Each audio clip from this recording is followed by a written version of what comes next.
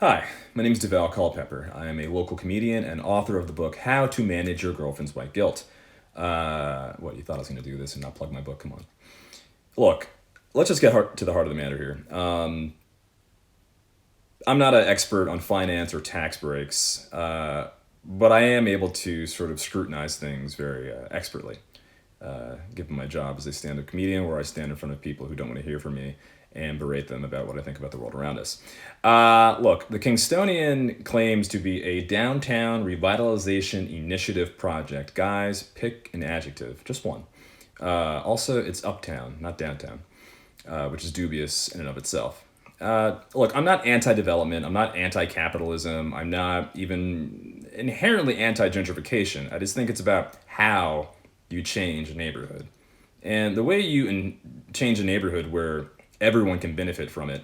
Look at the Upper West Side in New York City. Okay, in the '70s, the Upper West Side was a hellhole now, for different reasons. It's gone back to a hellhole, but it had a good run for about 30 years. The Upper West Side, up until around the time that I was in high school and college, and until recently, it took its time changing, and it was a community that changed at a pace that everyone was able to keep up with.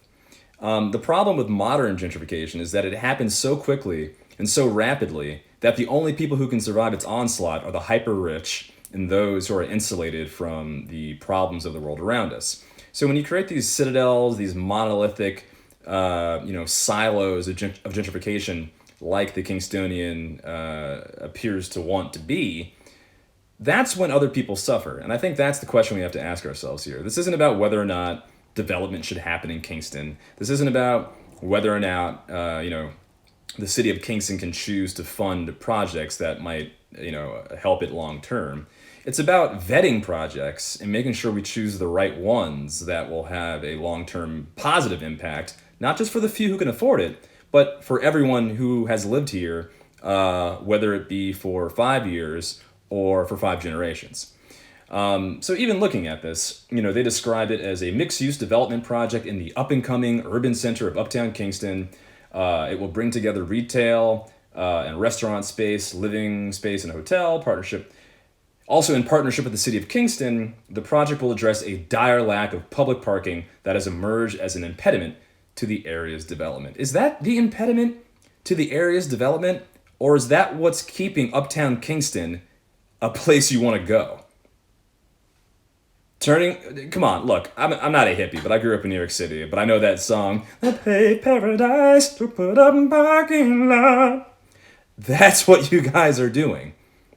So, are we going to just create another box for rich people?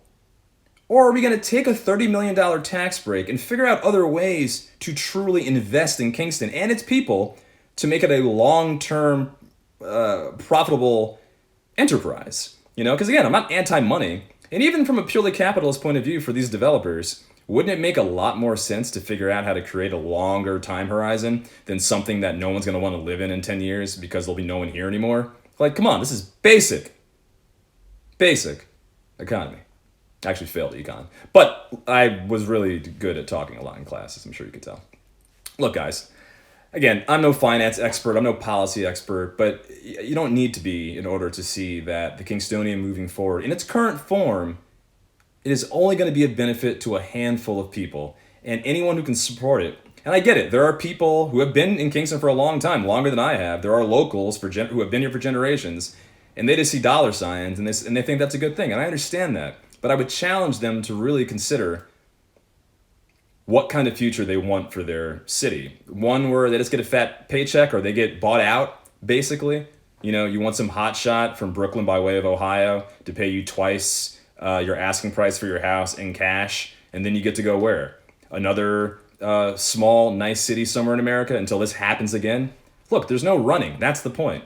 Gentrification in housing is becoming musical chairs where we think, we can just keep scurrying around while the rich decide where they want to live for a little while until they get bored, and the rest of us sit around trying to find a way to survive. So, I don't know, guys. I think we can do better. To the city of Kingston, call me.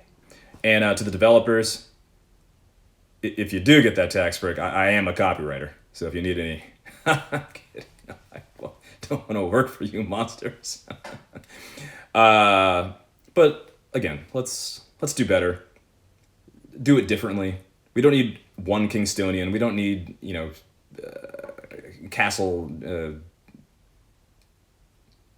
Castle Dracula. That's not what it's called. I have a tension headache. This has upset me enough. Do something else with the money. Hi, buy my book. Goodbye.